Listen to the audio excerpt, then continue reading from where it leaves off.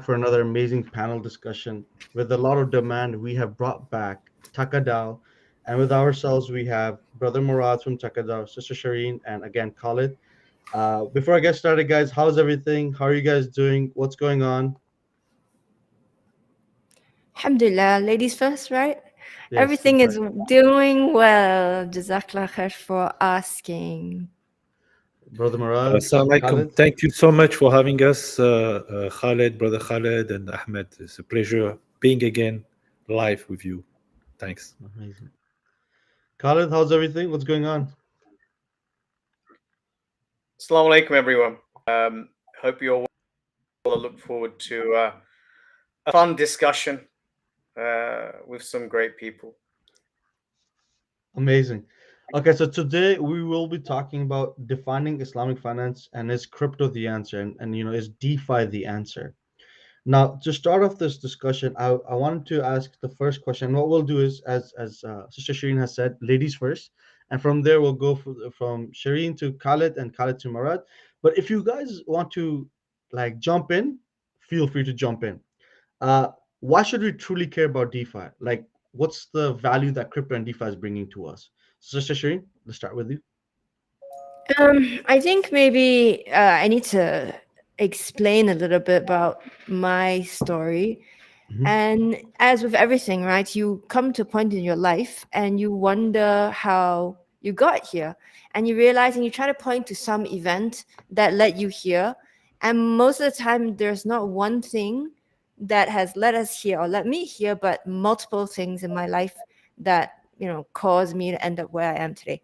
So, the first thing was a very personal experience, which is related to um, my a family friend that we were close to. It was a very young family. I mean, we were family friends because we had kids the same age and we are living in the same city. So it was husband, wife, and three children, and the oldest one was 12. The husband, he goes for Umrah and he drives with his friend, and on the way back, his friend actually fell asleep at the wheel and they hit like a really large truck in front of them, and both of them died. They were killed instantly. And when we heard the news, we went to support the widow. So we went to her home and they lived in a pretty modest 2-bedroom home. But when I got there, I remember it was just filled with women. There was just every single room in the house was full. Everybody had come to offer their support, right? So they brought money, they brought food, they brought like job offers, they brought gifts for the kids, everything. And the thing that struck me then, that experience was that, subhanAllah, she didn't have insurance, she didn't have any like financial means, but she had the community, right? It was the community who supported her. It was the community who made everything eventually all right. And she somehow, she managed to work through that with the support of the community. And today, alhamdulillah, she's thriving with her children. They're in college. I think one of the oldest one just graduated. So alhamdulillah. So this was event number one, I would say. Then the next event that was really pivotal for me was the 2008 financial crisis. So around this time, I was finally awake to what was happening in the financial world. So prior to that, wasn't really paying attention. And what got me during this financial crisis was I was surprised that the very people we trusted to take care and stewardship of our economy, of our money, of our banks, and essentially our lives as a result, were either asleep at the wheel, were completely greedy, were corrupt in some way. And that really got me worried. I was like, subhanAllah, how? And then on top of that, non-Muslim, right? So the stewardship of the financial world today is held in the hands of the U.S. Federal Reserve and the U.S. banks and that group. So I was like, this is not a tenable situation, right? We are so much in the grips of the ribawi system, and it's a bunch of people who really only, they're very much concerned about profit and making as much money as possible. These guys are the ones who are controlling the system. That was event number two. And then event number three was, my last tech startup. So we founded a tech startup, and that was pivotal in that I understand the impact and the ability of entrepreneurs to actually change the world. And this kind of led me to where I am today, which is that I am fully into building in the DeFi space. And if you're anything like me, if you're affected by these forces, then you understand that DeFi is not just something that is like, oh, they're just talking about it in the news, or like, I don't know, some people have made some money on the side. No, this is actually something you need to know and you need to be aware of and cognizant of if you care about your life, control over your finances, if you care about your deen, if you want to be able to live in a world where you can kind of free yourself from riba, you need to care about DeFi. And that's my very long-winded introduction to why should we care about this thing. Over to you, Well, Khalid. before I give it to Khalid, I wanted to ask you a little bit more into, because you're the sister on the panel. Where does Islamic finance put in, like, go in here? Why is the Ummah or the Islamic finance needs to be looking towards DeFi? So the entire infrastructure of the financial world today is based on interest. There's no real way to get around this. Now, do you want to say if it's halal or not halal? The scholars have permitted it, okay? And I know me and Khalid and Morrad, no, not Morrad, but me, Khalid, and Aziz from Zain5 were having this back and forth on LinkedIn about whether Islamic finance is Sharia compliant, or it's halal or haram. And honestly, the scholars have permitted it. So who are we to say whether it is or it isn't? So it is halal. But we have to understand that it's not optimum because it is based on an infrastructure that is built on riba. Why? Let me give you an example. So how do you think money is created? Money is created on interest-based loans. So the very object that we're talking about now, money, is created on interest-based loans. And in Islamic finance, that's not how it works at all. So we cannot really have build Islamic financial products properly in a system like this. We have to do 10,000 workarounds just to do the same thing, because we have to jump through this hoop and avoid this pitfall. We have instead of one contract, we have 5 contracts in order to make it Sharia compliant. So how can this be an efficient system? How can this benefit us? How can we actually do better if everything we do is so much more complicated, expensive than the non-Islamic finance? So this is I literally forgotten your question now. What was the question? You started touching upon some very important things, which we will come back to. So I'm gonna actually jump to Khalid now, and then I'm gonna because the second question is gonna be going back towards what you're talking about. Khalid, I'm gonna put you up on the screen, and I want you to take the moment and answer, why should people care about DeFi? And I know you have some amazing posts on LinkedIn in regards to DeFi. So answer, why DeFi? Why should we care? Sure.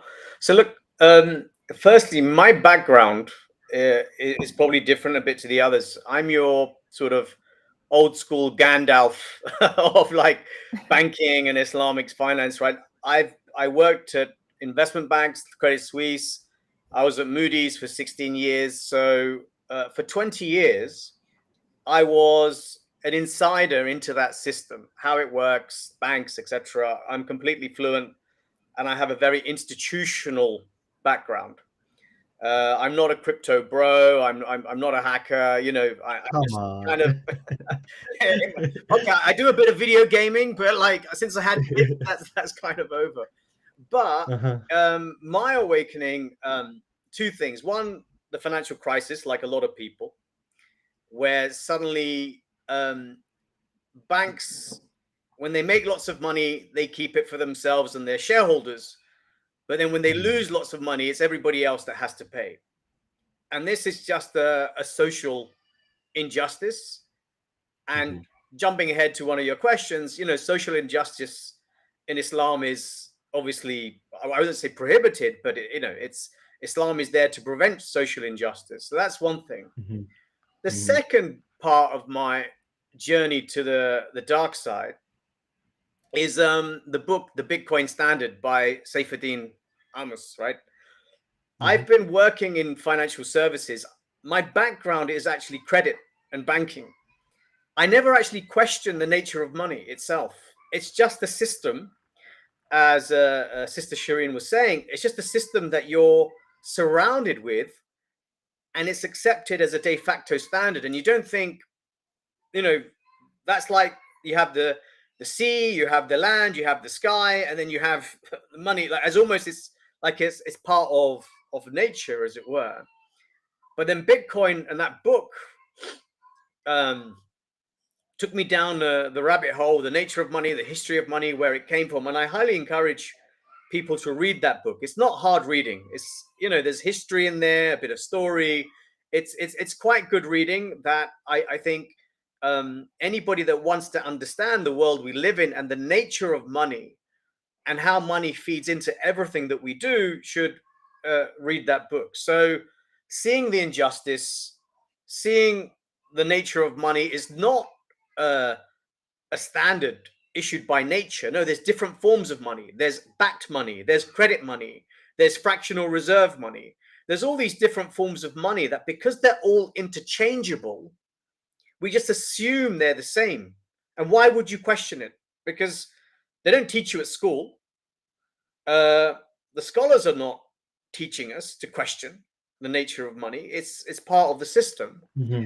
And so there's actually a level of ignorance for all of us. And look, me, I discovered it very late in life, this money. So going to DeFi, going to money, I'll answer your question from the opposite direction about centralization. Okay. I'm a supporter of free markets, competition, survival of the fittest. You know, I think competition gets you the best outcomes. And so having 20,000 different tokens means we have a very competitive environment, and 19,900 of those will disappear within like 2 years for a number of different reasons, few years. But the survivors will be the best, the ones that offer genuine use cases, genuine utility. When you have centralization, you kill diversity, you kill thinking. Whoever has made it to the top of the existing system will push their ideology down to the rest.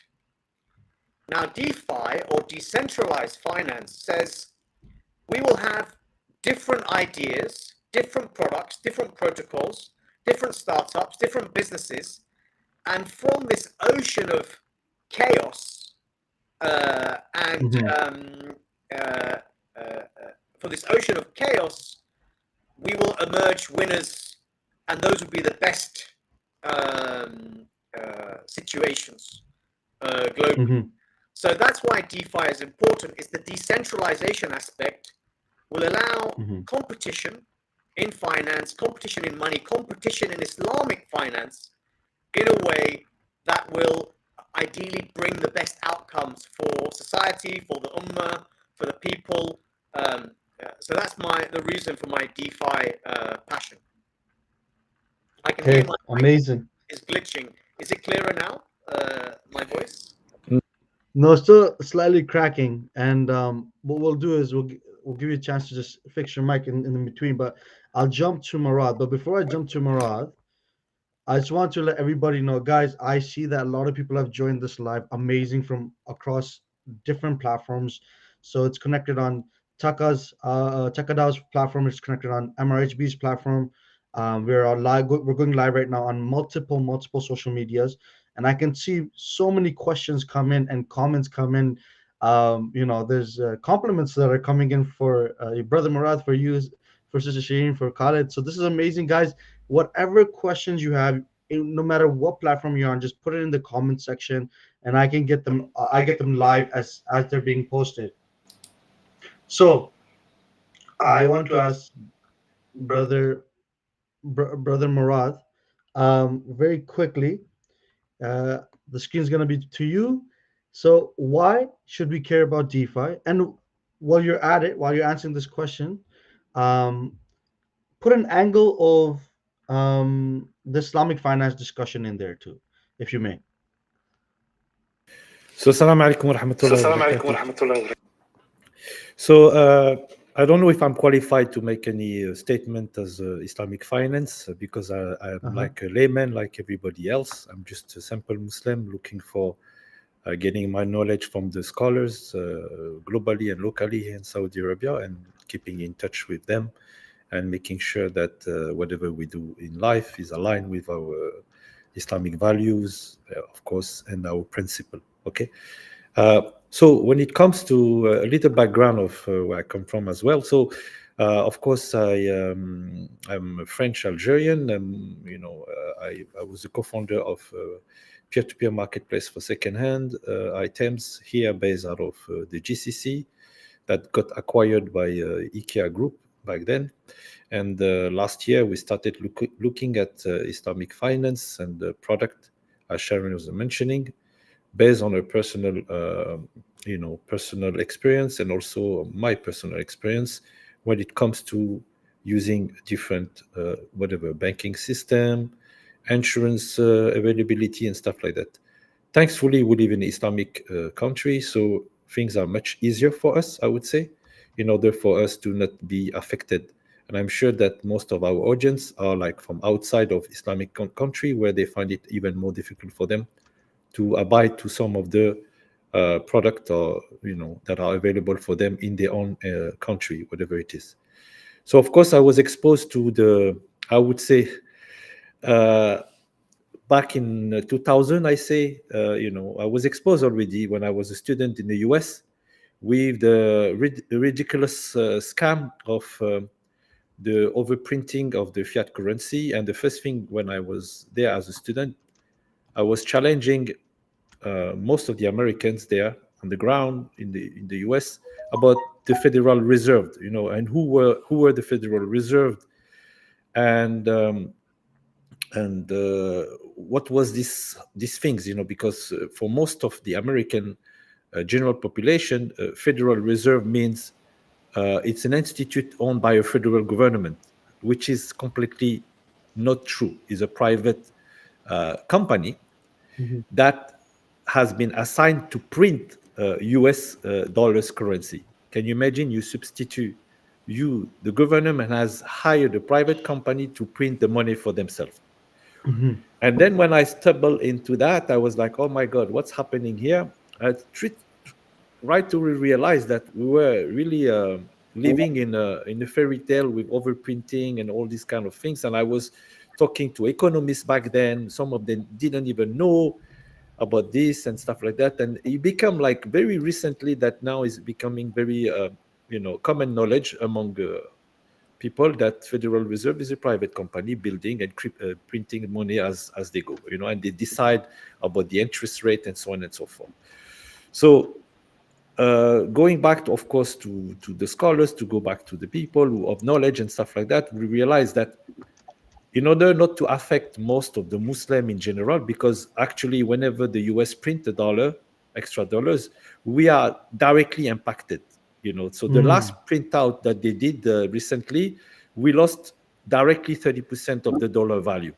Hold on, bro. Now, this is a very key point. This is a very heavy point. Could you go a little bit more in details about this?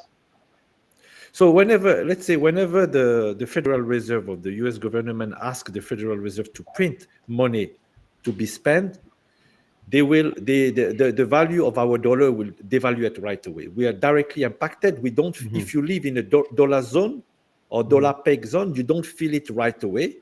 But this is impacting you right away. As soon as the print class, you have like 20%, 30% all the time devalue on your dollar. Let's say if you were buying an airplane ticket 2 years ago to go to Riyadh to New York, you'll pay, let's say, $1,000. Now you pay, $3,000 to get your airplane ticket. So all these things actually are actually affecting you and affecting you as a Muslim holder of the US dollars. And, we have very little way to hedge against inflation ourselves, because we don't put our money for interest in the bank and so on and so forth. So imagine already just when those guys print and overprint, you're already being affected. So you have less power with every single dollars that you own in your own bank account or in your pocket. So it's like whenever they print, the power goes more towards the rich on that side, but the actual value loss comes on our side because we're not the ones. Everybody's losing. Everybody, the rich or the poor, are losing. Let's say if I have $1 billion in the US, even everything will become more expensive. Okay, so when they overprint, everything becomes more expensive. The dollar become less and less valuable. That's point. Mm-hmm. you know. Mm-hmm. So it affects everybody, but it affects people who have less powerful currency like Turkey, Lebanon, you name it, all those countries who have less power. They need dollar basically to purchase, so they have limited stock of dollars in their own country, so the Mm-hmm. economy become affected even faster, and that's why you see all those catastrophe and hyperinflation happening in those countries right away. Mm-hmm. But when it Mm-hmm. comes to a country in the dollar zone, it AJ? takes some time before you reflect. And I think Khalid could really more add on that. But Yeah, let's I think dig. Khalid. Yeah. Yeah. So, but when it comes to the DeFi, Mm-hmm. and that's where the question was get into. Mm-hmm. So so since we are like little bit stuck with an old system, Mm-hmm. and I don't want to blame nobody for that. Mm-hmm. No Muslim should feel guilty. Whomever start working on Islamic finance, trying to move the needle and everything, there's nobody to complain. They all, alhamdulillah, get the ajr. Mm-hmm. Whatever right or bad implementation of the system of making banking available for Muslim and so on and so forth, making financial Islamic product available. They are really, let's face it, they are in the belly of the beast trying to fix a meal for us. That's Mm-hmm. exactly what it is. So I don't blame them. They have been like instrumental into moving the needle and trying to find solution. And that's why I try to avoid the debate of well, everything is haram. What do we do? No. So the scholar have permitted it for an Mm-hmm. obvious reason, for the greater maslaha, for the benefit of the Muslim globally and stuff like that, and not being left off of the economical system, which we already are, and directly, they made it okay with a certain rule, okay, and that's why you have the very nascent Islamic finance that took place like 40 years ago and stuff like that, okay. So now, when we look at DeFi and when you look at the new technology, and as Brother Khaled and Sharene were mentioning, they were talking about, Bitcoin and the accessibility of this type of currency and other currency. Some of them are still questionable, but could be interesting to look at. But when we look at, in particular, the DeFi economy, I would say it's an opportunity for the Muslim to actually challenge the status quo of the existing system. To Mm-hmm. be honest, we are at the really, really early beginning. Early beginning.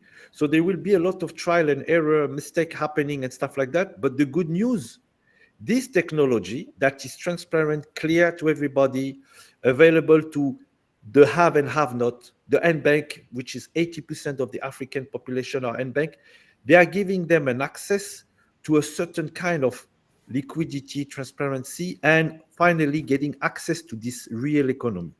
Mm-hmm. And we know that many brothers have been studying the Bitcoin. Some scholars now are starting to approve it as like edge against inflation, an alternative to the gold-backed system that is not in place.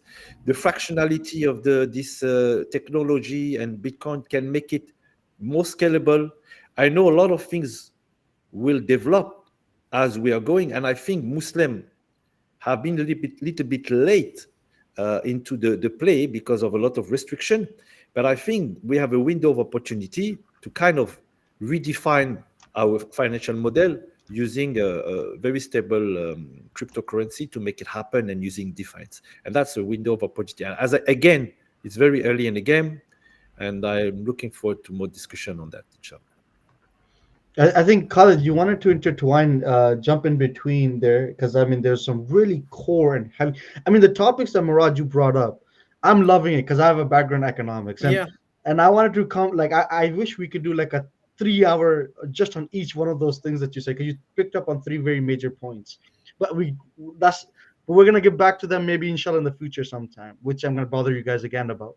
But Khalid, I think you wanted to jump in, and I'll give you a chance to kind of Yeah, there was two something cents. something very important, I think, for the audience to understand about currency, which is a slight, maybe a bit of a difference. Firstly, very simplistic view of the world. Rich people tend to own assets. Poor people tend to hold cash. Mm-hmm. So this money printing that you talk about, this debasement, tends to disproportionately affect those on lower incomes, because those on higher incomes own houses, they own equities, they maybe own paintings, art, real things. And that's an important aspect for the audience to understand, is that why do we even have money? It's so that in the real world we can exchange value, whether that's the value of your services, whether that's the value of goods. Money in itself should not be an item of value. It should be a means of exchange, exchanging value. And so when these governments print money, it's not that your house is becoming more expensive. Lots of young people nowadays can't afford a house. They're living with their parents until they're 40 years old because it's just too expensive. But what's happening, your dollar or your pound or your euro is buying you less of that house. So it's just something very important. So even in DeFi doesn't solve necessarily the inflation problem of debasement. Because guess what? What's the number one currency in DeFi? US dollar stablecoins, right? So it's a bridge, but it doesn't solve the debasement inflation problem. But what DeFi does, inshallah, solve is decentralization, where other forms of money can come into the system. And most importantly, and something that I'm passionate about, is tokenization, asset tokenization, real estate tokenization, commodity tokenization, business equity tokenization. Once you start to bring real world assets into the ecosystem and you combine it with DeFi, then you can get decentralized commerce, decentralized business, decentralized wealth. So, I can do business with Morrad from the other side of the world because there's this network that allows us to engage, in theory, in a trustless way. But you still need the real world to register your property, to dig out the gold, to sell your cars. So you can never have a completely DeFi world. It needs to intersect with real world assets.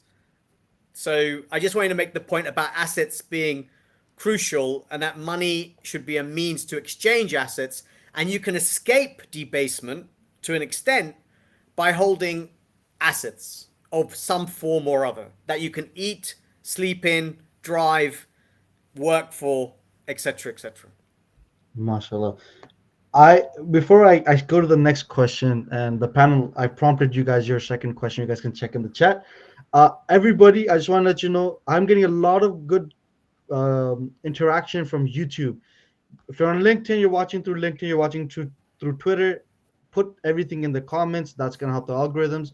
And B, whichever platform you're watching this on, just like, share, subscribe, share, send this to all the friends that you want them to become financially free, learn more about Islamic finance, learn more about DeFi. Okay, so I'm gonna go to Sister Sharene now. And Sister Sharene, I know the last topic was a heavy one, but I want to merge this towards, okay, what value does this have for me as an individual?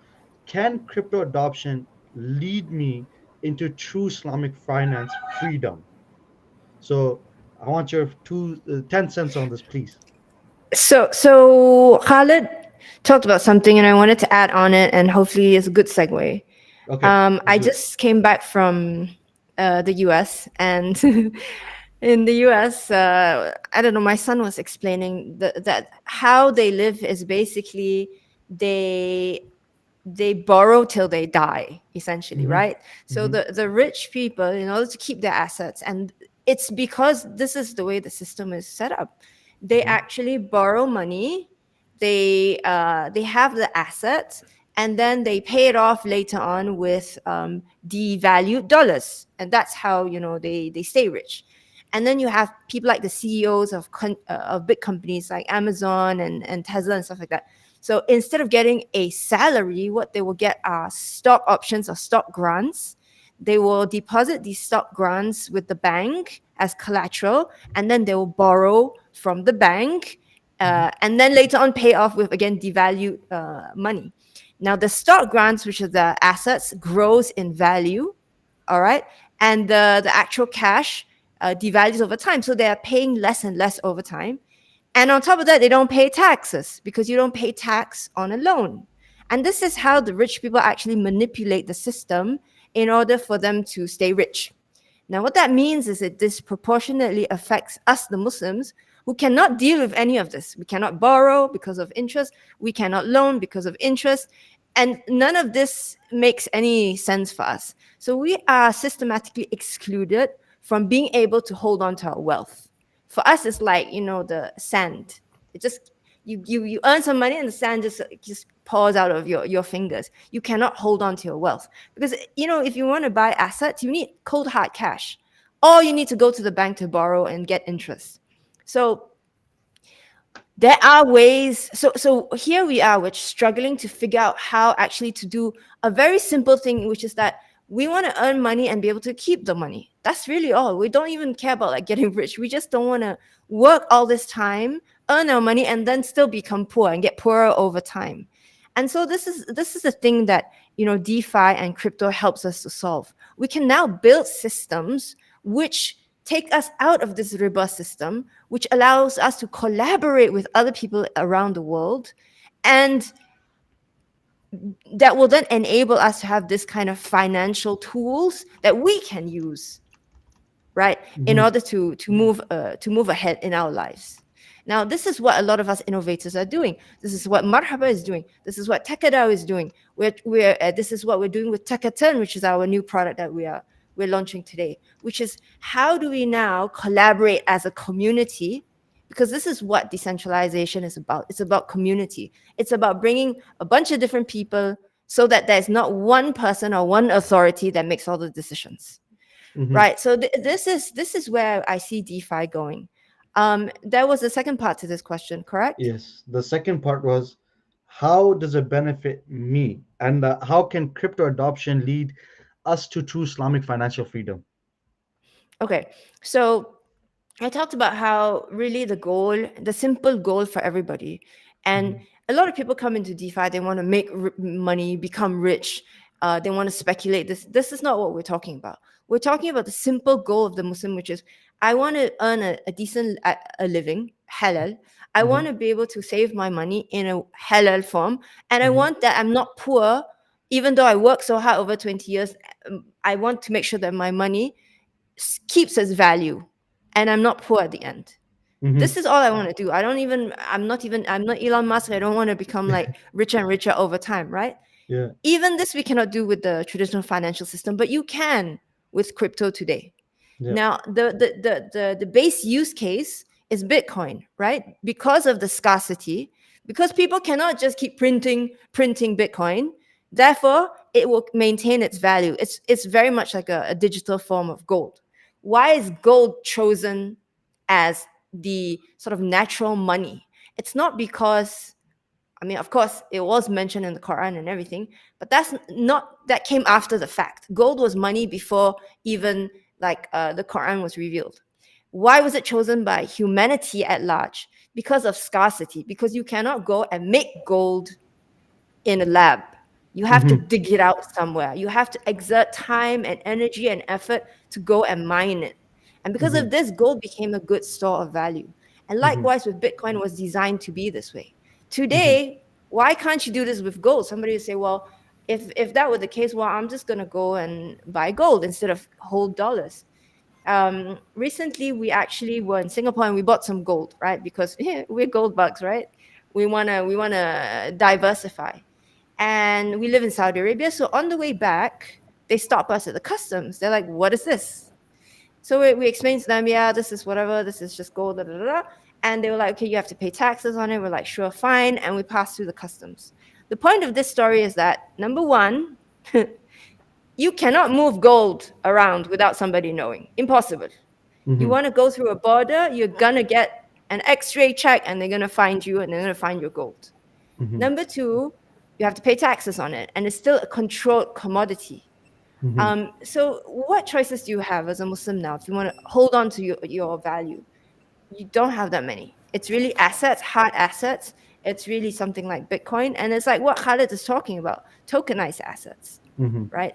And so um, this is how I think it, this is why I think it matters. Mm-hmm. Muslims, we have to take back the narrative. Uh, we have been the innovators centuries for centuries and centuries, and actually we continue to be the innovators, but not under the guise of but we're not identified as Muslim innovators anymore. We're just innovators. Mm-hmm. But we have to take back the narrative, and we have to do something for ourselves now, for our community, Mm-hmm. that makes it so that we can benefit. Like you're saying, how can crypto benefit us? We have to come in now and do the things that we want to use and build the things that we want to use. And yeah, I think that's my 2 cents on that. Okay. Okay. I'm gonna take this to Murad, and then back to Khalid after. Um, Brother Murad, the segue has been done. We had a great conversation before about, the fiat system, what's going on with the money, what's the concept of value. So crypto, we're looking at as a solution. How does it lead me to have true Islamic finance freedom? So, as we mentioned, we have all this issue going on. So let's say I'm a layman, so I'm going to talk in a very layman understanding here. As Muslim and non-Muslim alike, we are really, really pushed into being a consumer. So you have all this multitude of buy now, pay later. So I'm really, there's no more saving. There's nothing. It's like just buy, buy, buy. Mm-hmm. And why you have this? We all know why. It's like again, if you don't buy now, the value of the things will be more expensive. And this is all this kind of things that makes you like in a consumption system. And if you touch the credit system, even among Muslims, they say, brother, if you touch this, the economy will go down. We're not going to feel good anymore. And we're going to lose job. And, it's going to be impacting. There's a lot of call on everything. So, but when you look at simple people who are working on a daily basis, they're earning salary, okay? And this salary actually will actually enable them to buy less and less over time. The Mm-hmm. salary actually, that's the only thing so far that is not moving up. You can talk to any people in any country, everything goes up except the income. So when you face with that, you're like, how? And we're talking about the masses. How do I fight that? And I feel like there's like this concept of making people more and more dependent and poor to be submissive, to the system. When your belly is empty, you don't raise your voice, you don't talk, you Oof. just try to find two, three, four jobs to get you done. Uh-huh. And that's what's happening. I Yeah. was in Turkey, old people over 80 years old carrying my luggage at the hotel. I see, and I thought he was one guy, and I see the guy at the counter was also above 70. The guy cleaning the room was 85. I said, "What's going on? I'm in a matrix somewhere in another planet where Mm-hmm. everybody's old." Mm-hmm. But actually, the reality that's the people who could not live with their regular income in this country, and it's happening in every country. So you work until you drop, literally. Okay, so how do you go, you as a regular guy and stuff like that, to fight this kind of system? And what are the opportunities that you can look? And I don't try to make a blank statement that everything is clean in the DeFi space. uh, I'm not giving a investment advice or anything like that. I need people to educate themselves, okay, to look at the alternative and what certain cryptocurrency and certain DeFi product can help them Mm-hmm. in order to hedge against inflation and extend the salary and start putting some of the Mm-hmm. income into some kind of currency that can, and they have to make their own search and stuff like that, knowing what is best for them and what return they can get from that. in order to at least not miss out. So this technology, this currency are there. There are brothers building, mashallah, like Marhaba DeFi and ZenFi. A lot of brothers are building DeFi product where they try to find way to edge against this very difficult time. And these products are good for Muslim and non-Muslim alike, because Alhamdulillah. it's not like we are the only one affected. We are the most affected because we kind of try to stay away from riba. So the non-Muslim, they benefit from the riba system in somehow, but we don't. So we're sponsoring this thing. So if there's an alternative way to build certain product in a DeFi space that can extend and allow us to extend our cash now for the future, and you're talking about betting in something that will be your retirement plan for the next 5 years. So for example, some football players that what they do, they know their career is limited to 5 years, and they know they are making a tons of cash now. But the standard of living is very high as football player. So they say, how do I maintain, for example, my standard of living when those 5 years are gone? So they're looking real estate businesses and stuff like that. Most of the time also they're losing a lot of big money because they don't know how to invest. Usually they give their money to the advisors and stuff like that to invest in business that might not bring a return. So some of them have been studying the Bitcoin, for example, and they saw that putting a certain amount of the income now to the Bitcoin to be available in the next 5 to 10 years would be an edge against inflation and kind of help them out. So if we can find something relevant in the DeFi gold backing system and everything that can help us extend our actual cash today for the future, that's something that people should question and start digging into that. Okay. And that's my 2 cents on that. I'm gonna so Sister Sharene talked a little bit about gold, and you also talked about finding an asset or a system where you can uh, put your money in.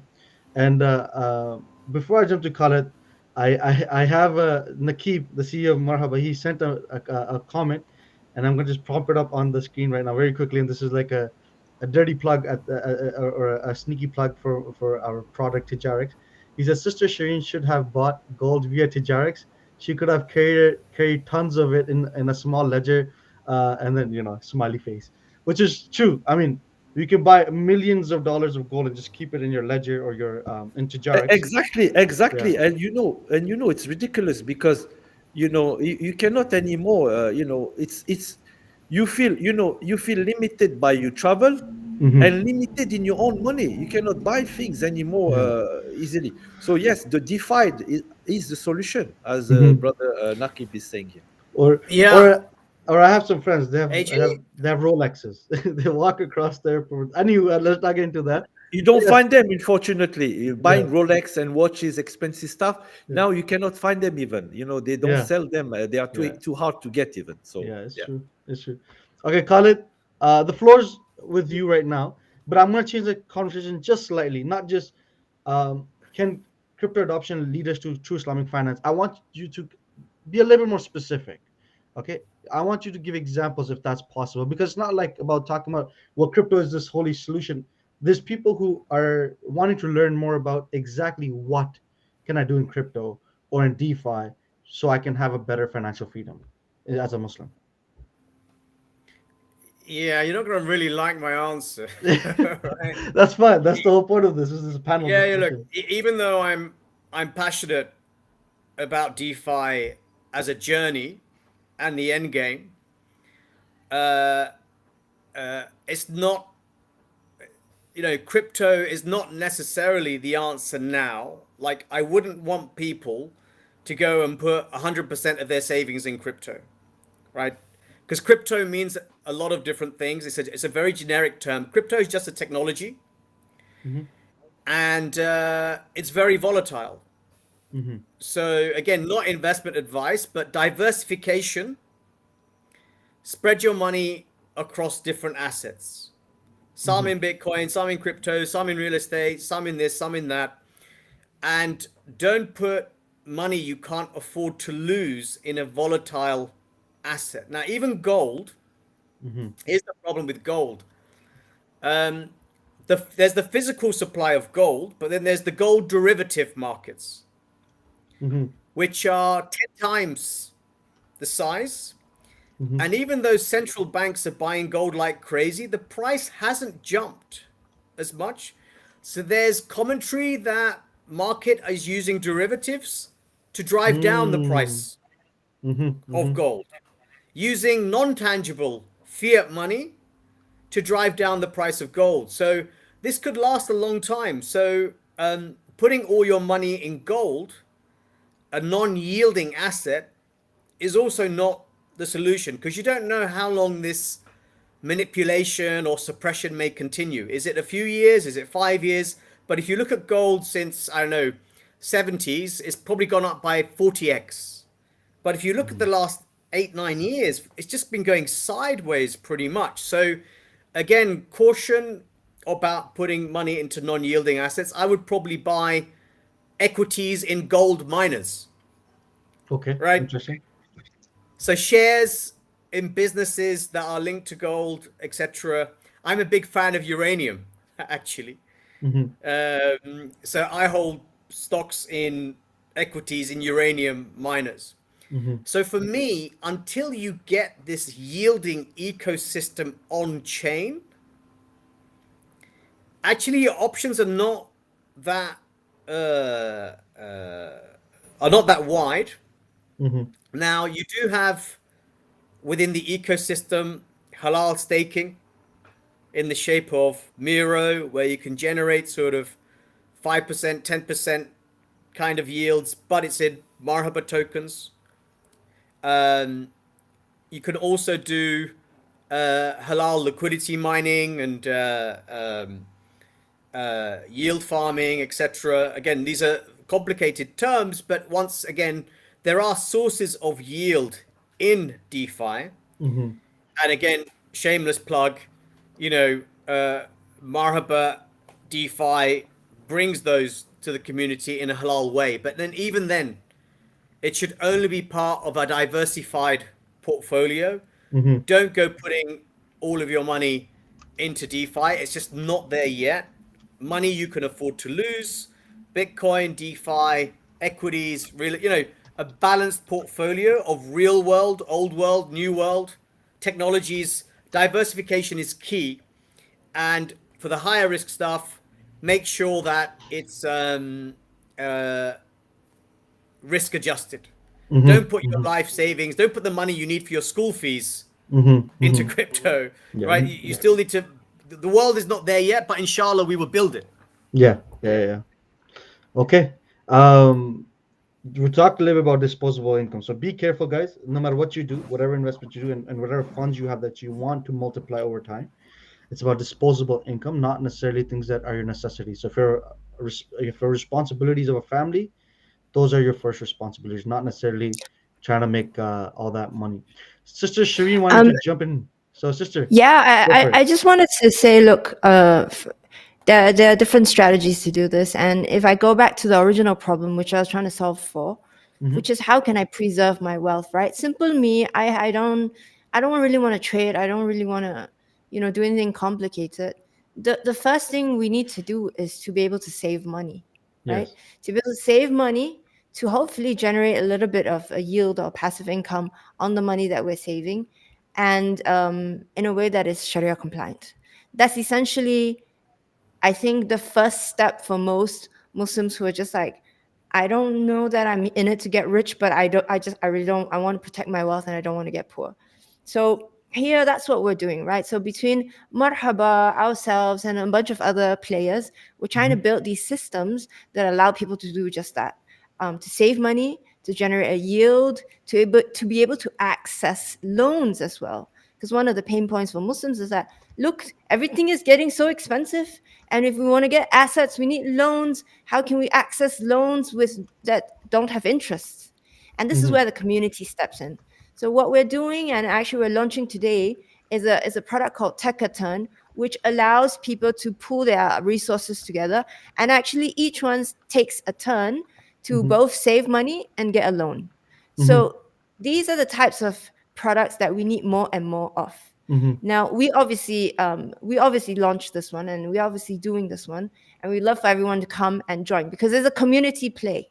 You Mm-hmm. can't do this alone. It's not one person. I go to the bank and I make a loan. No, Mm-hmm. it's many people coming together, and we're helping each other to achieve our savings and our yield generation and Mm-hmm. our loan and our sort of fundraising goals, right? Mm-hmm. So we're obviously doing this one, but look, my message today really is one of everybody needs to start looking into this space carefully. Everybody needs to start learning about it.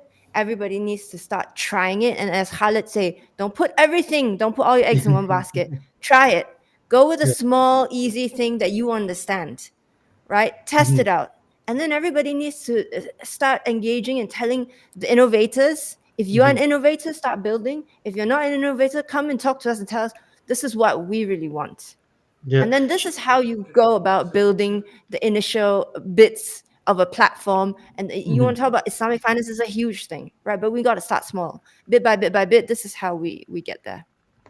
I I wanted to kind of talk a little bit my own personal experience about what she's saying. So in regards to this financial tool, and it's a beautiful one because in essence, as Muslims, we look at communal living. How do we help one another out and work together so we all can be uplifted? And this system of building funds or like getting some savings for yourself is actually very successful. And a lot of third world countries, and I know personally, like in Afghanistan, Pakistan, India, in Bangladesh, they use this for major funds. Like if there's one person who's trying to buy a house, they'll go into this lending system or financing system, which they can be part of for the next 3 years, and they're only making small monthly payments, but they get a massive payout, and they can actually go towards buying a car, putting in a big investment into a house and all these things. And so, mashallah, bringing that to the Web 3.0, it seems pretty exciting. I want Yeah. to, yes, Brother We- Morrad, you want to jump in? Yeah. Yeah. Just to quickly, Amazing.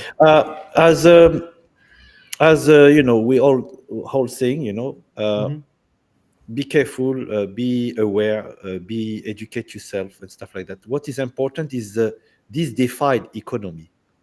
It's new, Hmm. okay, and it's exciting because, as Khaled was mentioning, the digitalization of asset. That's where actually the people who want to diversify in the future, I could, as he said, own $100 of uranium, in a producing uranium country, gold, silver, whatever, real estate, land. So all these kind of things will bring the beauty of the DeFi world, basically. Hmm. It still needs to build. Right now, we have the infrastructures taking place, the crypto, the blockchain, and everything. What are the right way to do it? Like you guys are building already these infrastructures and everything. And now we need the gas station, where we refill our things. We need, like I was saying yesterday at the conference, you guys at the IT conference areas, you guys build the freeway, beautiful freeway, 4 lines, light. You give me a Tesla to drive, and when I stop at the first gas station that you build, there's only diesel fuel, not even essence. Uh-huh. So, and that's what's happening. So, guys, it's a new space.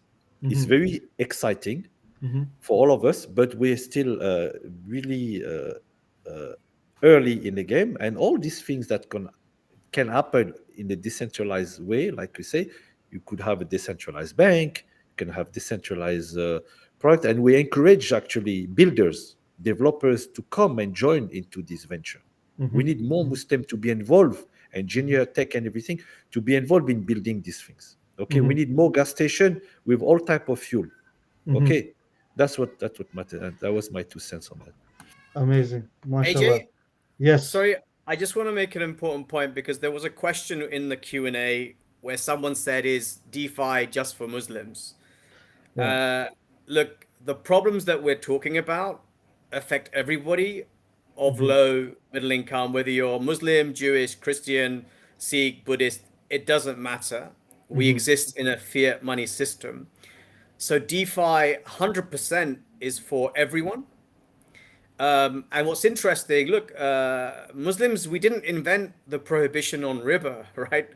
The Abrahamic religions, Christianity, Judaism, they also had prohibition on riba. So just to show that this DeFi is a universal solution for all of humankind, not to be too narrow. And whether you're a Muslim founder or an ethical founder or a Christian founder, it doesn't matter. If you're sensitive to these challenges that are ongoing, it affects everybody.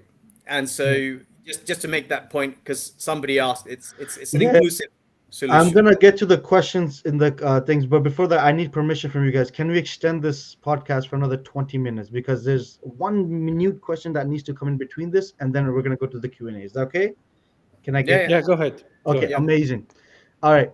The next thing, and we're talking about things to get involved with. However, I think there needs to also be a discussion before we jump into things or investments or all this stuff. I think there needs to be an essence of due diligence. And so I wanted to bring up that last question before we go into Q&A I have a lot of questions. MashaAllah, we have a lot of people who are very active, and I think we had a great conversation today. So some red flags or some due diligence elements that we should be looking at before jumping into it could be any uh, um, um, investment, or it could be even Islamic finance investments. So I think we need to be a little bit more cautious. Your perspectives on this. Who wants to go first? Sure. I mean, I'll as the glass half empty person in the room, I'll probably take that. Look, But one caveat: just be quick. Just be quick, because we have a lot of questions. No, look.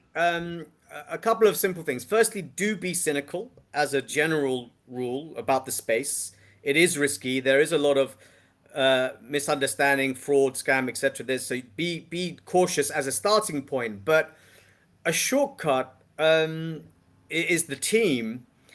And does the team stand behind what they're building? Do they put their names on the line, reputations on the line? If you have projects where people are hidden, or you don't know who they are, or maybe they're completely anonymous, you don't even know, right?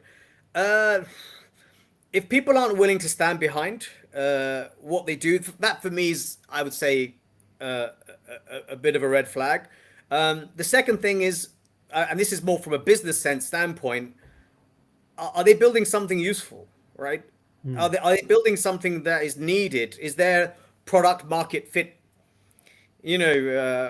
What's the roadmap? So if there's a problem and they're solving a problem, as Takadao, inshallah, is doing, as Takaturn is doing, as Marhaba, we perceive there to be problems, and we're quite clear about what we're trying to solve. Again, not to be conflicted, but everybody here clearly is willing to stand behind their projects in public, and from the top of the highest mountain, we will, shout our voices. So if we're wrong, we're wrong. I'm not saying we're right. Everybody in this room, we could be completely wrong, but our niyyah, our intention is out there for the world to see. And, you can't say that we didn't try, or, we misled you. We're being honest and open. There's risk, but just be open and transparent. So if that's missing, that for me is I would say, a concern for any project in any business in any market. Sister Sharene, Brother Morrad, this is open panels now. I don't have anything to add. I think Khalid is right. Everybody needs to do their own due diligence. The space is nascent. There's a lot of issues with projects which are scammy to begin with. Generally speaking, DeFi is a little bit more safe because there's a lot of transparency. However, for the average person to get into DeFi, there's like a whole long journey before you can get there. So as first steps, like Khalid said, do your homework, check out who's behind the project. I think that's usually a very good first step. I just want to add one point to here. Sorry, Morrad, is because I do a lot of helping youth understand how to get into different investment methods. You spend 4-year degree on one topic, and then you go to job about it, right? So think about this as an investment as something bigger than your degree, because degree and job is only going to get you the income that sustains you, but investments is potentially here to make you retire, give you financial freedom, which is bigger than the income that sustains you. So that being said, spend the time to educate yourself for sure in regards to any tool of investment. That's crypto, stocks, real estate, commodities, blah blah blah blah blah, or even starting your own business. It doesn't matter. Spend some time to educate yourself. Brother Murat, sorry I cut you off. Yeah, just to add on that, when you say spend your time, what makes me laugh is like when I talk to a brother that just came, and mostly it's always the same thing. They come to Riyadh, I need to buy a car. The guy will search the entire internet, he will visit 25 workshops to buy a car for 10,000 riyal. Subhanallah. Mhm. He will try to find the DNA, where the car comes from, looking for every single aspect to buy a four-wheel for 10,000 riyal. Habibi, you have some cash, you want to invest, do your homework as well. Do the same thing you do for the car and for the wife, by the way. So it applies for the wife as well. They will question the entire Google network family, who's that woman, to get. So do the same thing. Apply the same principle. Simple as that.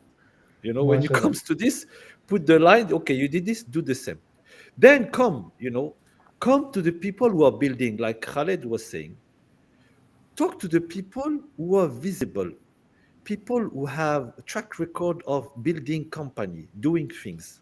It's easy to open a liquor store, to rob a bank like they do, and so. No, this is hard work. The haram is easy to get if you want to get it. So when a Muslim is building a halal product, he will Mhm. face a lot of challenge. Yeah. Don't jump onto the brother because of ABC small challenge that come around the world. Mhm. Judge him on if he's an unethical guy, not good, and he try to pull rag, something like that. And Mhm. unfortunately, we have not been helped with the crypto bros who are actually abusing this beautiful technology. And we Mhm. wish, inshallah, to get rid of them pretty soon. And that's my battle. When I go to those conferences, I point them right away. I say, you look very bad, my friend. You know, and even the investors, they are playing the game of, I want to buy you token. Why you want to buy my token?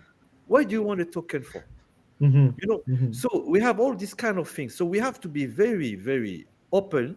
Mhm. Talk to our community. You know what is community first? We didn't build this for us. Yeah. Yeah. Takada, Marhaba, DeFi, Zenfi, all those guys were building. We build this for a community. If the community want us, let's be visible, outspoken. Let's speak about our mistake. We make mistake on a daily basis. Yeah. But in a business, trust me, this is nature of business. You Mhm. will win, you will lose some, gain some. Yep. I think there's an opportunity for everybody. Again, invest what you can lose. Trash can is Mm. there. I have a trash can there. When I go to my investor, I say, how much are you willing to lose now? It's like, okay, this is how much. Okay, khalas, put it in my business. You know? So don't, it's fair. We're Yeah. experimenting, testing. So guys who are listening to the audience, Mhm. I want people who are willing to little bit lose in that business as well. Mhm. When you first use your credit card online, Mhm. how many times you get fish and you lose some money and you go back to your bank, it's too late. Mhm. Mhm. We're in the same early stage. So do your homework, talk to the audience, talk to the founder, talk to the community. And please, those 5 cents post criticizing a founder, those guys, they're usually anonymous. They don't come. Come, show me your face, brother. Let's debate. Let's talk. Come. You want to challenge the founder? Come. Welcome. Marhaba, like we say. But again, we want people to do their homework like they do Yeah. for the. I have a list, by the way, of the car checking stuff that they have. Do the Mhm. same thing for the business. Okay. Yeah. Then come willingly, willing to dispose. We want the people who have disposable income because this is new journey. I don't want the people who say, Yahi, this is my food. Or this is, no, no, keep it, my friend. This is my college kids. Keep it, my friend. I Mhm. want Muslim well off, I would say, or in the segment, alhamdulillah, we have enough. We have, Alhamdulillah. and non-Muslim, we have enough of those people who have certain cash to kind of test this new technology. Tech. The big loss can happen, the big loss can happen. Be careful, be aware. There's phishing happening. There's people in MetaMask trying to scam you. There's a lot of talk to your kids. They know what phishing is all about. Talk to your children. They know how to avoid all those scams because they have been exposed to those things because they're 24H on the internet. Yeah, I was yeah, talking to my son last time. I say, oh, I tried. Somebody sent me that. Oh, he was an encyclopedia of all those potential scams. crazy people who try to scam you. So Yeah, there's a lot of things, but that's the internet for you. Don't be. yeah. That's what happened also for credit card payment, whatever.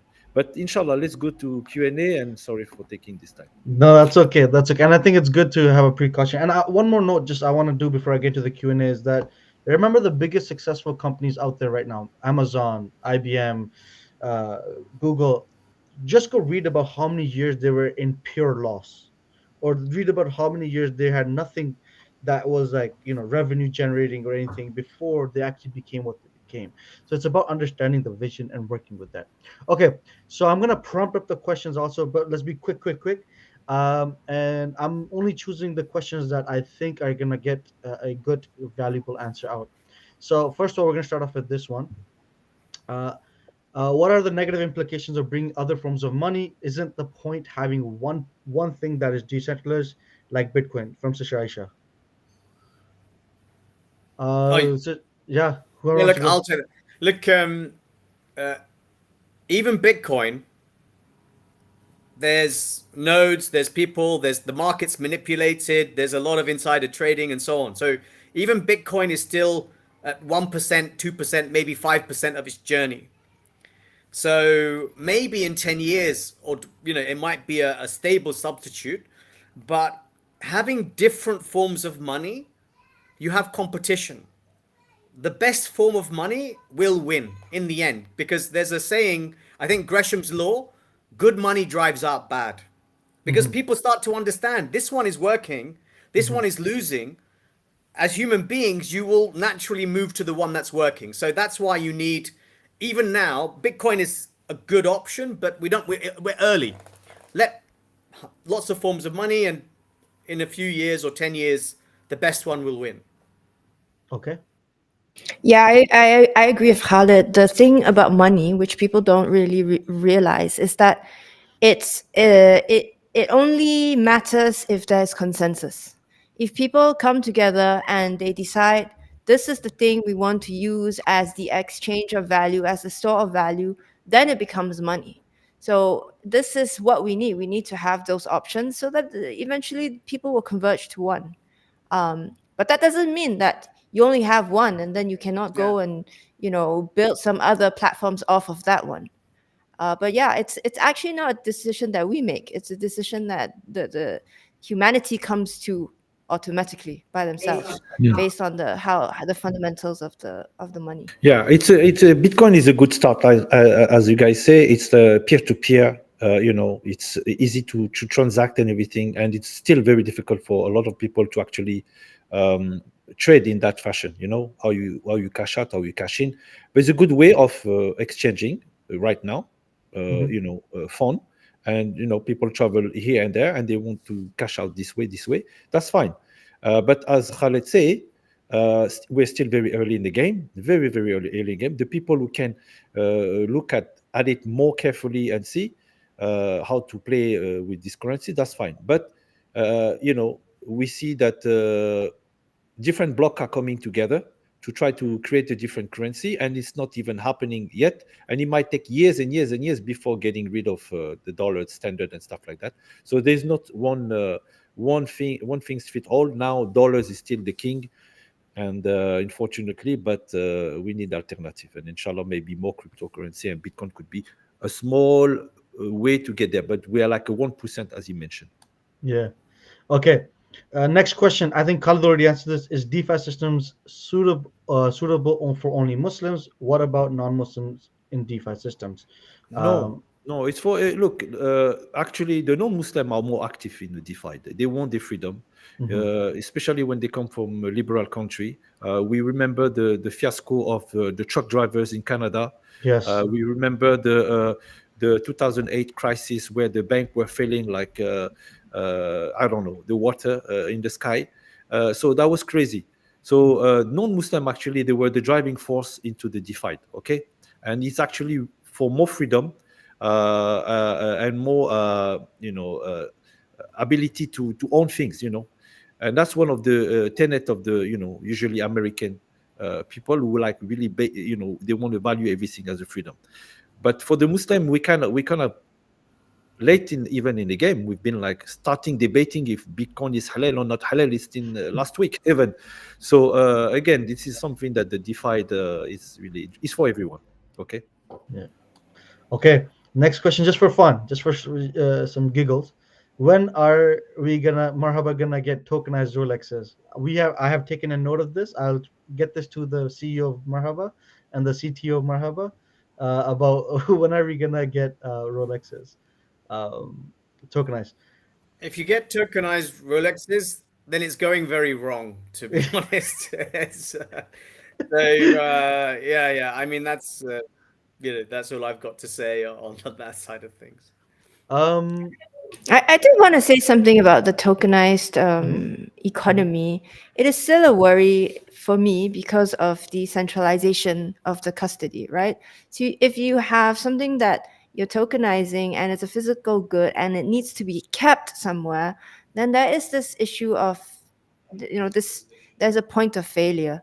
If I don't know, the Rolex gets robbed or somebody sits on it and it breaks, and so this is the other concern. But I think this. anyway, just a thought. Yeah, no, you're right. You're right. It's about also protection. Same thing with gold. How do you protect gold? Like, silver coins, gold coins. How do you protect them, right?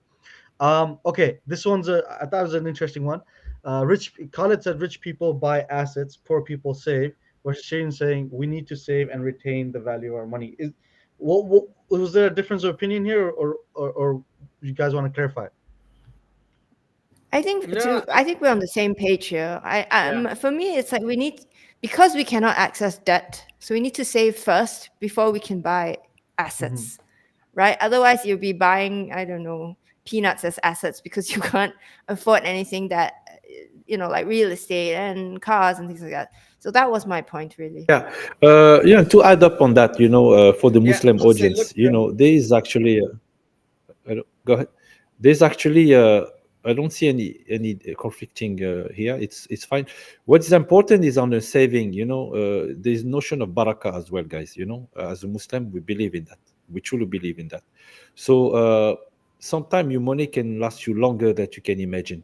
So when you avoid the haram and you try to make an effort to use products that are shari, that the brothers are trying to build something.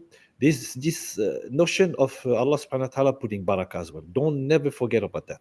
So they might be manipulating everything, but the notion maybe of saving and you try to avoid the haram to get into something can last longer, and we have to stop, chasing, or like they call it in the US, like keeping up with the Joneses. I have no Joneses around the neighborhood, so I'm fine. So one thing that has to do is like be patient and be careful. That's and trust in Allah subhanahu. Fair. yeah, Khalid, yeah. look, take the example of a house. If you have to save your deposit for your house, $50,000 or 30,000, by the time you saved up 50,000, the price of the house would have gone up by more than 50,000 probably, right? So you'll always be stuck if you keep in cash. And I saw the comment, but assets have a high barrier to entry. This is what DeFi and tokenization should solve. I should be able to buy 100th of a house or 1/10 of a house while I'm waiting to accumulate the wealth. If you keep it in cash, especially now with inflation running at 8 to 10%, you will be always behind. So even with your cash, now whether you put it in a Saudi Arabian government sukuk or somewhere, now a sukuk needs $200,000. People don't have that kind of money lying around. So this is why the DeFi tokenization answers those questions that your audience has raised, because then I can put $100 into this and $200 into that, into a it's got to be a stable yielding asset. So land in Riyadh, if I can buy, a tenth of a plot for a few hundred or something, that's probably better than cash. So high barrier to entry, but I still don't think if you wait to get the cash, you'll always be behind. So you need to start investing early, small amounts. Amazing. Yeah. So this is exactly the point, right? So you need to be saving, and your savings needs to be earning something for you on the side. And this is what DeFi can actually Yeah. bring, and this is what we're actually trying to Make bring your to the money work table. for Yeah. you. Okay, guys, I got a few really juicy questions coming up, so get the coffee in. This is the next one. And this is one that is a difficult one, I think, to answer, but I guess I'm gonna let you guys answer it. So yeah, what is your earliest estimate of when the Muslim community or society actually comes together to utilize halal DeFi? When do you think is like you think there's gonna be a cusp of that moment? The Web3 community and the crypto community is still at the very early stage, okay? Globally, we represent maybe 0.5%. I was talking yesterday at the conference, Ethereum, talking about 400 million people on the DeFi, on the digitalized, DeFi space, Web3 space. Then 400 million. Maybe No, it's 400 million wallet, yeah, wallets. 400 million wallet only. So imagine. So out of those 400 million, maybe 200 million are active. Okay, so it's really new. It's very exciting. It's a blue ocean. There's a big potential growth into that. So I would say start digging, understanding what's happening now, and getting the opportunity to be in that space as soon as possible. Educate yourself. Yeah. Anybody else? I don't think there's an answer. I don't think there's an answer to this question. There's too many parameters here. What do you actually mean when that the society comes and utilizes halal DeFi? This is al ghaib. Allahu Allah alam. alam. Okay, then I guess we can go to the next one, and I think this is more of a questions for our organizations, and I think we both have representation, so we can kind of answer this. How are DeFi platforms like Marhaba and Takada prepared to manage potential financial crisis, which we can foresee potentially in the upcoming, months or maybe a year? So I want to quickly jump in here and say the financial crises are a result of the fiat Mm-hmm. system, right? The fact that we have these cyclical ups and downs are because the fiat system is broken to begin with.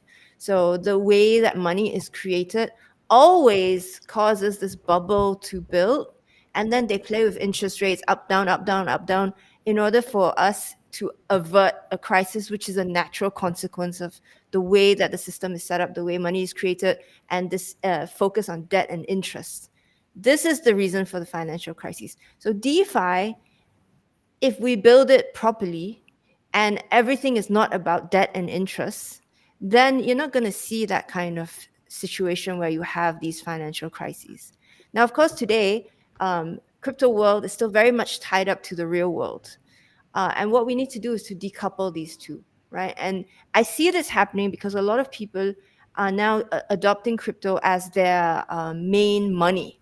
Now, it isn't nearly to the extent that we like, and it's still very much, tied to stable coins, and so it's still tied back to the, to the US dollar economy. But nonetheless, we see people increasingly adopting crypto as their main form of money, and eventually this decouples from the financial system.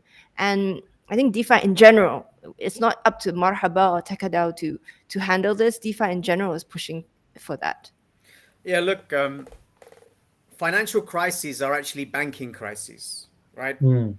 And banking crises are through lending, credit. So you'll always have financial crises for every cycle.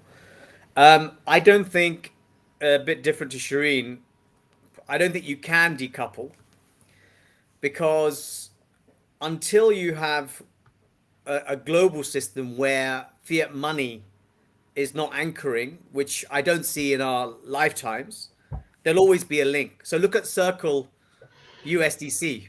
Mm-hmm. Silicon Valley Bank goes down because of a banking crisis linked to interest rates. Circle's reserves, 8% of the reserves are in a bank. So you still have your crypto reserves being held in institutions who are exposed to banking crises. this is why I was sad to see the demise of Luna, right? Because it was in theory, an algorithmic native DeFi stablecoin that was de-linked to fiat.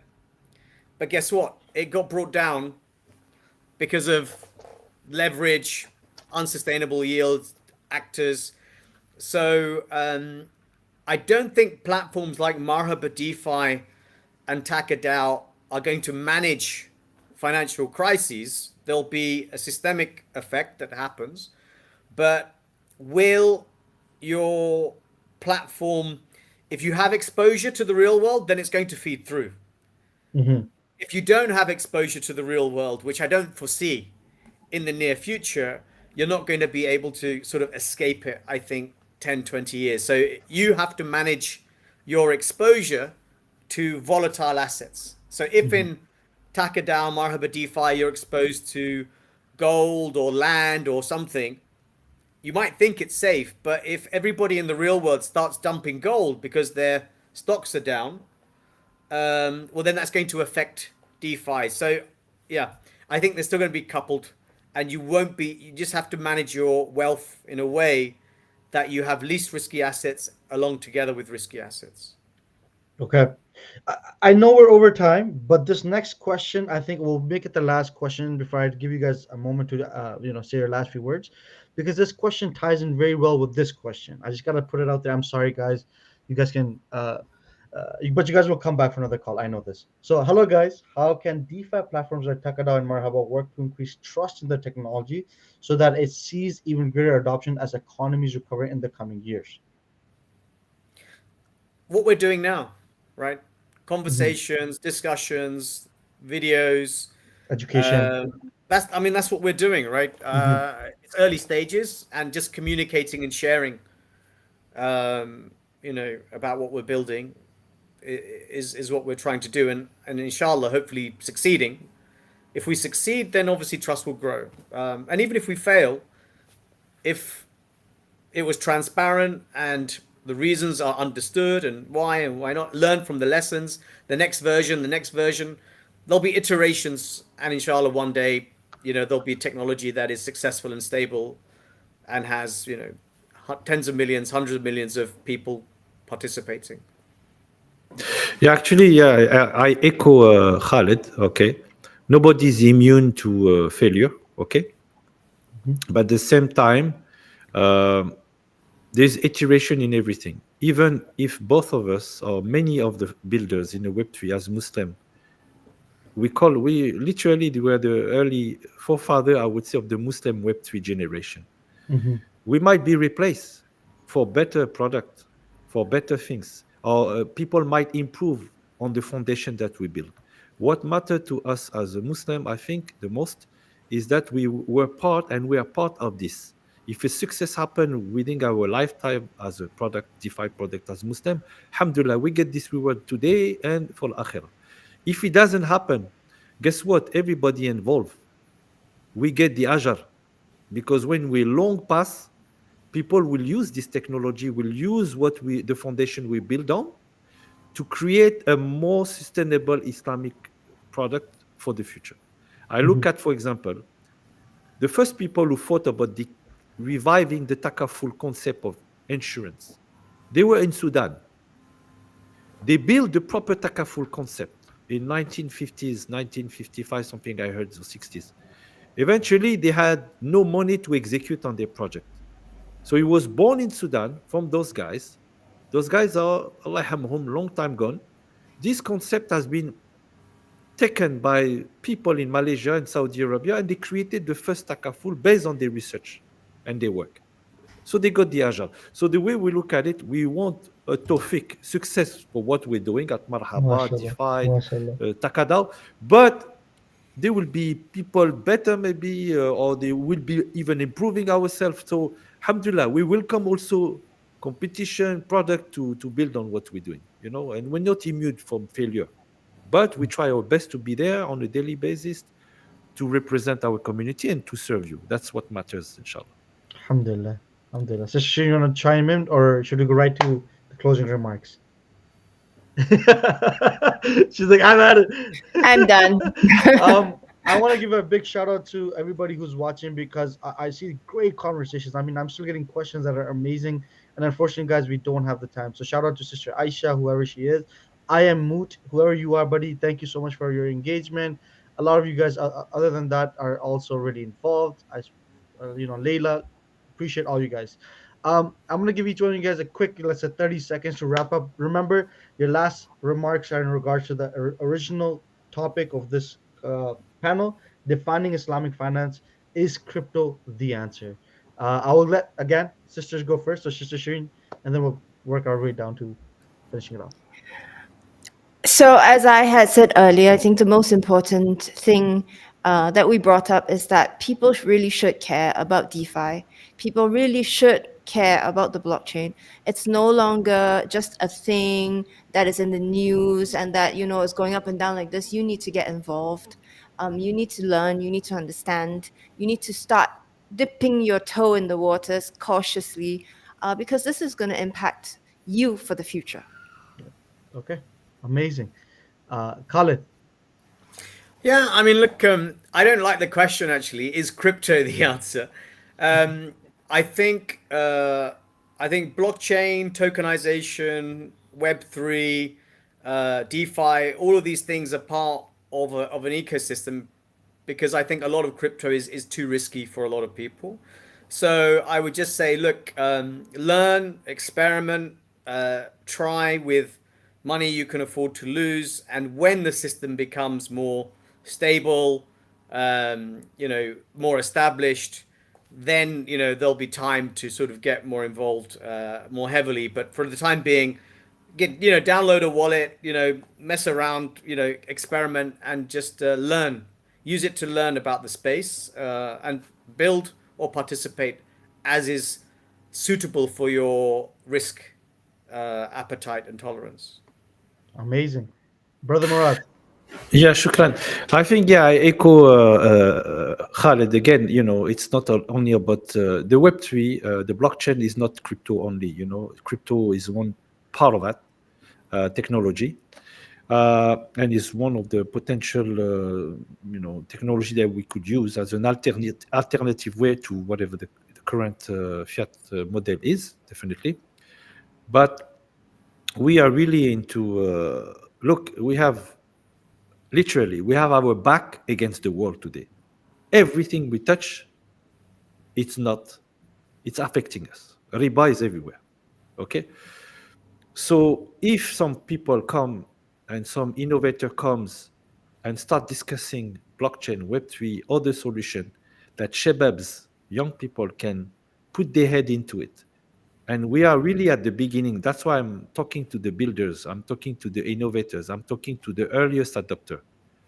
The IME, they will be using the product when it's completely finished in the next 2, 5, 6, 7, 10 years. We're talking about the young people who are the first adopters into that technology to challenge themselves to go test what is happening there and build the community around and start bringing your community, building this community. And I see it happening all over. I cannot say this is an alternative to what we have. We have nothing clearly that is benefiting us today. Mhm. What we have, it's what is in front of us. This new Mm. technology, this new ability to change the table. Don't forget, it's a changing world. It's not anymore a bipolar world or like one single nation dictating things, unless, of course, they start doing messy things around. There's many, many nations looking at changing this. So if those things are happening, is a good time for us as Muslim, non-Muslim, to build up a more sustainable ecosystem through this Web3, blockchain, and whatever technology is available for us to find an alternative to what we have. Okay, that's my 2 cents. With that vision statement right there, so you have a future and a foresight of what's going on and what we should be looking forward to. I want to thank Morad and Sister Shireen from coming from Takadown, and I want to thank Khalid for their time. And I really appreciate that we extended this by pretty much 30 minutes. I hope you guys like this conversation. And if you have questions, and I see you guys have a lot of questions, keep bringing them on because this might merge onto our next conversation, inshallah, in the future. Or B, we'll have our representatives answer your questions in the meantime. As always, thank you so much for your time. Take care of yourself. Assalamu alaikum. Assalamu alaikum wa rahmatullahi wa barakatuh.